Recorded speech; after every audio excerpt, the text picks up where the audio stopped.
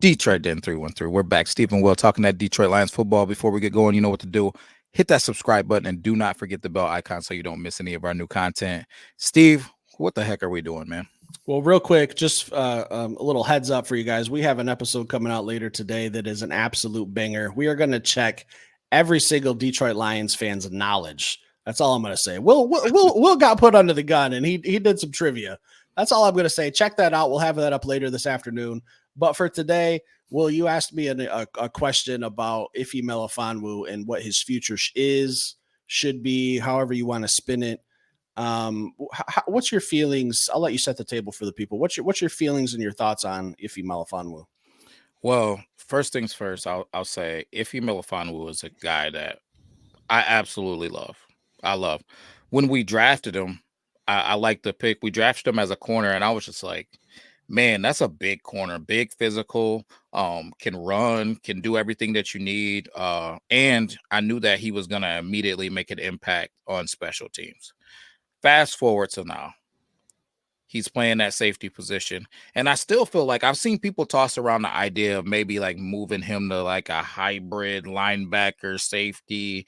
If we move BB over to safety, you got Kirby Joseph. Like, how are you going to use him? So I just think he's a guy that offers just that positionless football. He's that big guy that can, just come up and play in the box, but he can also play on that back end. Here's the problem, Steve. If we don't pay him right now, that price is going to do this when he goes nuts this season. So that's why I posed the question. Do you go to Iffy and say, "Hey, buddy, I was just wondering, would you like an extension? Like, let's just get you signed. Let's get something on paper, man. Or do you just let him play out the season, continue to do what he started to do, um, at the end of last season or second half of last season? Like, how do you feel about it, Steve? Are you offering him an extension right now, or are you gonna let this thing play out? You want the quick answer? No, I want the full answer. I'm not signing him right now. Mm, I haven't seen enough. mm, Too small of a sample. I mm. like what I've seen. The sample is very, very nice. It's a very tasteful sample. I'd be coming back regularly if this were at Costco and we were handing out free samples of Iffy Melifonwu and what he does on a football field. But I'm not filled up on him yet. I need to see more. I need to see what's his biggest question mark. For me, it's always been his injuries. Being banged up, yeah. He's being banged up. He hasn't played a full season yet. I can't give a guy an extension of 3 or 4 years and only get 20 games out of you. I need to see you on the football field first and foremost. 25 years old, 6'3", big safety. He can blitz. He can cover. He had the interception against the Minnesota Vikings that sealed our tickets to get a home playoff game. Like, very memorable moment. Did the skull chant in the end zone. I love everything he does. I just need to see more than what did he play last year? 8, 9 games. Like, I need to see the same thing. I just need more of it. So here's the problem for me, Steve. I feel like you go to Iffy Melifonwu's agent and you say all of those things that you just said. You say, "Hey, listen, if he hasn't had a whole lot of time on the field, we love his game." You say, "Hey, listen, man, if he is still developing and we think that he's going to play a major role for this team moving forward.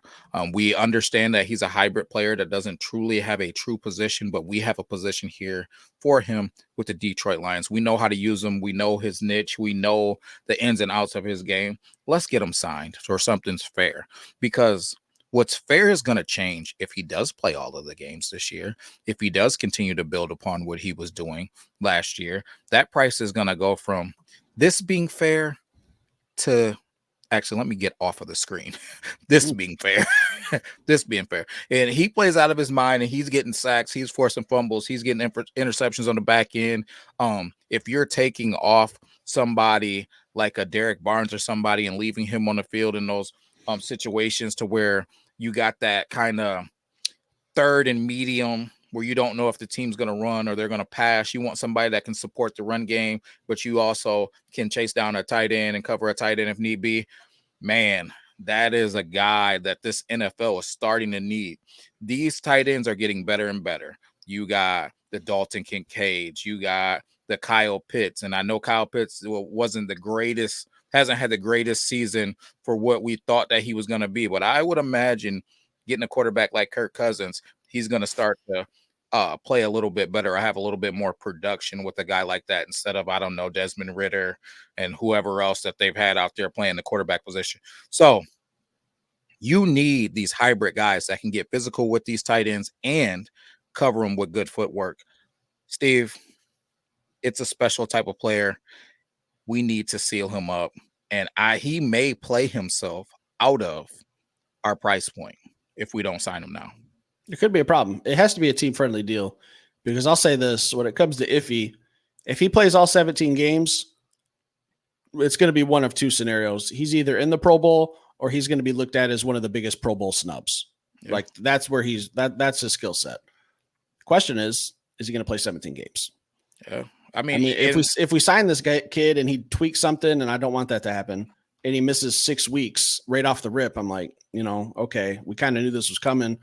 Why'd we give him this contract extension? It's a gamble. But it could work out in our favor too, because if he gets banged up for a few weeks, and the answer is move BB back there and Kirby Joseph, and then take one of our 87 secondary players and move him to nickel, right, for BB, what are we losing? You know what I mean? And we're going to save money by signing a guy who isn't necessarily going to play 16 games.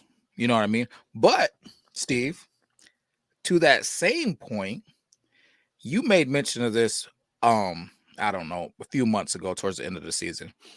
I can't remember who you were talking about, but you made this comment. Actually, I think it was Marcus Davenport, now that I remember.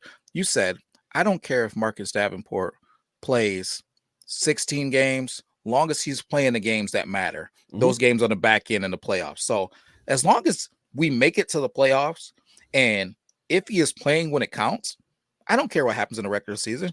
If you play 12 games or you play 16, if you play 12 regular season games and then you're hurt in the playoffs, I don't care, right? I don't want you on my team. But if you play 12 games and then during that playoff run, you're here when it's time to get to the nitty gritty, let's go. Let's do it. Because I think our secondary is the type of secondary that can support. What are the NBA players now? They're what do they call it? Load management. Yeah. You know what I mean. Every week's a rest week. Yeah. So I mean, I'm not saying that we should be resting our guys and having load management, so to speak, but I think that there is with the secondary that we have, I think that there could potentially be something that we can offer to that. We can have packages, we can have situations to where these guys don't have to take as much of the load as some of these other teams that only have a handful of guys, that can play the positions at a high level. We're deep at those positions. Shoot, we got a nice solid base. I feel like everywhere, but especially in the secondary. Sign Iffy to a respectable deal now before that price tag goes through the roof, and let's just move on. You know what I mean? That's how I feel. Without getting into like a number of how much you'd pay him per year, how long would that extension be? I'm looking at probably, guys, you know how I feel. I'm a 3-year guy, man. A lot can happen in 3 seasons. People change in 3 seasons. He's still relatively young, but I'm looking for that 3-year deal. It's a good deal for both parties. It gives him an opportunity to get another contract, right? It gives us an opportunity to, if he is getting banged up to the point, especially a guy with injury concerns, you sign him to a 4-year, 5-year deal, and he's not producing, he's banged up, and he's just, a guy on the roster, that's tough. So sign him to a 3-year deal. And if he's still playing the game at a high level after those 3 years, you re-sign him. If not, then, and that's without looking at the contracts and seeing who's going to be due when. So obviously you want to do it at a time to where you don't have a bunch of guys due at the same time. But I would be looking for a roughly a 3-year deal, trying to finish that thing front loaded or back loaded so it makes sense to who's going to be due around that same time. And let's move on, man. Let's get it done. The Lions are about keeping their guys. I guess it remains to be seen if he is truly one of their core guys. Here's exactly the deal I would give Iffy Melifonwu. I'd give him that Tracy Walker contract. I'll give you 3 years, $8 million a year, maybe a little more, maybe a 9.5. I'm okay with. Play football. That if he plays 3 years, and like I said, he's a Pro Bowler, you're looking at a steal. You're getting a Pro Bowl caliber safety who could blitz, cover, play linebacker, cover tight end, slot receivers, do everything. You're getting that for $9.5 million, somewhere in that range for the next 3 years. And then you could figure out if you want to keep him after that 3 years. Like that would be a perfect deal. I would give him that Tracy Walker contract. I just pulled up Tracy Walker's contract that he had, and his last deal was 3 years, $8.3 million annually. I'm more than comfortable with that, but you want to go north of 10, that's where I'm like, oh, buddy, I got to see a little bit more before I start giving you deals north of $10 million. Yeah, but I think right now, today, that's a great deal for Iffy Melifonwu. What, 3 years, 8.5? Oh, yeah. I Like, think I that's feel fair. like it. I feel like Iffy should be solid with that deal today. Now, at the end of the season, that might not be That the might be deal. 11 or 12 million. Yeah, that possibly. deal could change. Man, I'll tell you this, and maybe it's a hot take, maybe it's not. I didn't want, when CJ Gardner-Johnson came back, I did not want to take Iffy off the field. I was upset that CJ Gardner-Johnson was coming back and we were splitting time with Iffy Melifonwu. And I know he felt how he felt, but I just feel like Iffy is a problem, man. Who's easier to block? Iffy Melifonwu or CJ Gardner-Johnson? To me, Iffy Melifonwu. Call Debo Samuel. We can ask him. Right. Who? Yeah, you're not wrong at all. Who am I more worried about blitzing? Right. If a running back tries to pick up Iffy Melifonwu, as we say here, thoughts and prayers. Like you're gonna have your hands full. You got to pick up CJ Gardner-Johnson on a blitz. You probably can win that battle unless he finesses you. He's not just gonna run through you. If he might just run through you at the running back position. It's just, I really like what he adds to our team from a physicality standpoint, and I don't think we're losing a bunch on the back end when you start talking about these other guys. Now, who's going to cover better on a slot receiver? Iffy Melifonwu or a CJ Gardner-Johnson or a Brian Branch? Give me CJ Gardner-Johnson, give me Brian Branch in those situations. But we got secondary for days. Put them in a situation to be successful. Send them on those blitzes. Let them play on that back end. Let them cover tight ends. I'm fine with it. He's a Swiss Army knife. I really like him. He's probably the player on defense. He's in my top 3 for like how intrigued I am with him. It's probably him, Carlton Davis, and then either one of our 2 rookies, Arnold or Rakestraw. Steve, 3A, 3B. So those are the guys I'm looking for. Steve, without giving too much away, because I know we're gonna do an episode. I'm gonna promise you this. This is a promise. All right. Hey, listen. I love this game of football. I've seen a lot of it. If Carlton Davis is a lockdown corner, it's over. Good night. Louisiana. Thoughts and prayers. Thoughts and prayers. Let Carlton Davis lock down the first 3 games of the season. I'm booking tickets to Louisiana. That's a good question. I'm gonna start eating crawfish. Don't say it. No. I was just gonna ask you, do you like crawfish? But sir, because I like it most of the times of the year, but that month of February, I think it would just taste a little bit better. Extra delicious around that first couple weeks of February. Yeah, I'm with you. Marty Carlton Davis is a lockdown corner, and he's got the confidence. He's oozing confidence, and we're not, we're kind of going off the top of our heads here, going off topic with Iffy Melifonwu, but Carlton Davis has said everything about being a lockdown corner now. He's kind of opening himself up to some criticism, because if you're not that guy, it's going to be a problem. But if you are, our defense, and we only have to cover one half of a football field with our revamped secondary, our 2 rookies, our restacked defensive line. Carlton Davis is taking away number 1 receivers, and we've only got to worry about 2s, 3s, tight ends, and running backs with our secondary. Iffy Melifonwu's price just goes through the roof, because all he's going to be doing is pinning his ears back, blitzing quarterbacks. It's going to look like, handful of interceptions and 27 sacks. Terry and Arnold will win defensive rookie of the year. It's going to be crazy, man. It's going to be crazy. So I'm excited for it, man. But I really do believe we need to pay Iffy Melifonwu. We need to pay him right now. And by pay him, I don't mean some astronomical contract. I like what you said about Tracy Walker. We need to give him something fair for what Iffy Melifonwu is right now, if we allow him to change. And I don't think it's going to be something that we can manage. And what I mean by manage is, you've heard, if you're in tune to the players, you've heard many of these players talk about being in situations to where they're getting incentives and all of a sudden their touches go away or opportunities start going away. These teams know what they're doing to a certain degree as far as, and I don't know that I'm not going to sit here and say that the Detroit Lions is going to be one of those teams to keep guys from getting their incentives, but I don't think that they're proactively trying to make sure that everybody gets their incentives so they have to pay as much as possible. A lot of these contracts are incentive based, and if you got an incentive based on, you know that if you know what Iffy Melifonwu is going to be, right? What his price tag is going to be if he does X, Y, and Z, right? So, if you to think that they're not going to manage those opportunities to a certain degree if they don't pay him, it just wouldn't be smart business, right? So, maybe we see him in package deals instead of just being out there, right? Maybe we manage it like that. I don't know, but if he does what if he was doing at the end of the season, he is gonna be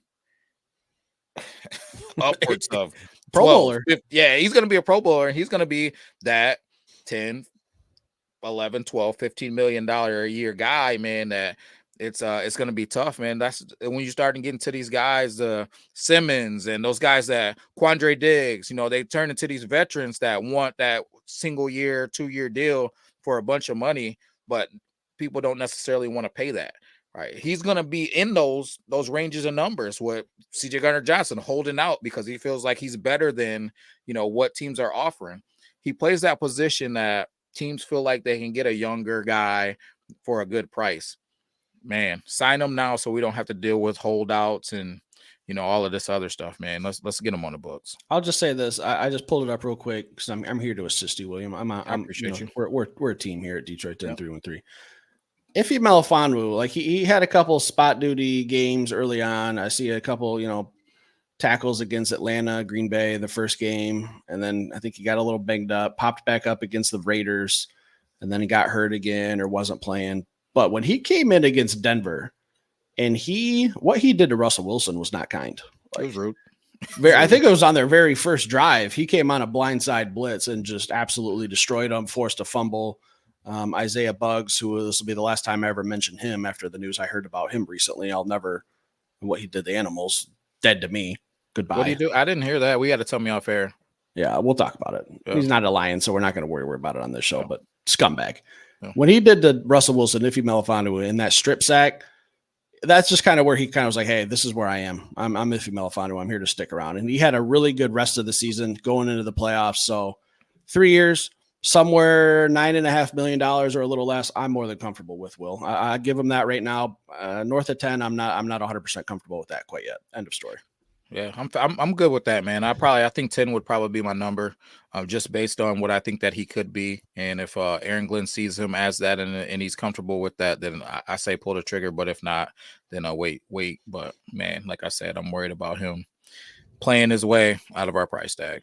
Yeah. So, guys, there it is. Talked a little bit about Iffy Melifonwu, some Carlton Davis, some defense. That's what we like to do here. Leave a comment down below. Let us know how you feel about Iffy going into his kind of fourth year technically, but second year where we're really having some expectations for him. Leave it in the comments. Hit that like button. Stick around. Subscribe. And don't forget that episode with Will later today where he don't watch it. Where he goes under the he gets put on fire. I'm just gonna tell you, buddy. Check it out.